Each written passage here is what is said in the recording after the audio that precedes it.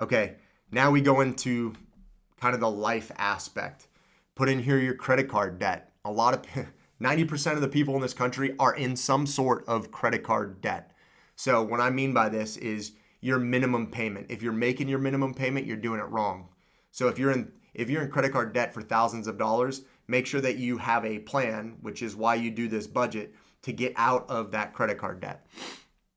College loans are another big one. How much are your college loans? Make sure you put that in here as an expense. Your cell phone bill, your savings account that you've actually allocated. Say, hey, I'm bringing in this much income. I want to make sure that I put 10% or 5% or $100. Be quantifiable and hold yourself to it. Next, some of you have gym memberships or YMCA or whatever monthly subscription memberships that you may have for your life. For some of you that have child support or alimony or child care, medical expenses, clothes and dry cleaning, this is where you put all of your expenses.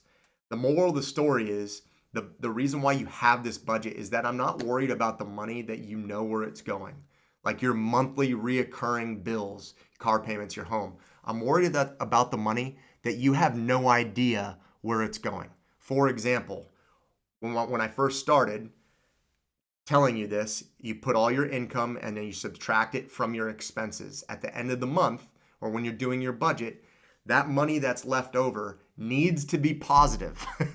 If it's not, you are in debt. This is bad. So by doing this budget, it exposes how much money you're actually spending to things that you really don't need.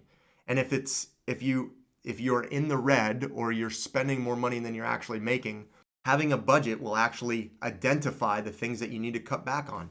If you have a bunch of money that you're spending on snacks or random stuff like eating out for lunch and dinner, maybe you should be able to increase your grocery bill and decrease the amount of money that you're spending to go eat out. Okay, this is a way that you can save money, and you only know this if you do a budget.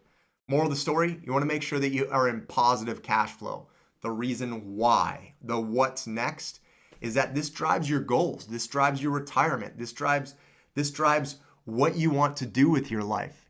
If you have hopes and dreams of starting a company, or you have hopes and dreams of buying a house one day, this is the baseline. Having a budget, making a budget is the first step. You can't do anything if you don't have cash. You can go get a bunch of credit up to your ears, but you have to pay that back. So, baseline is the budget.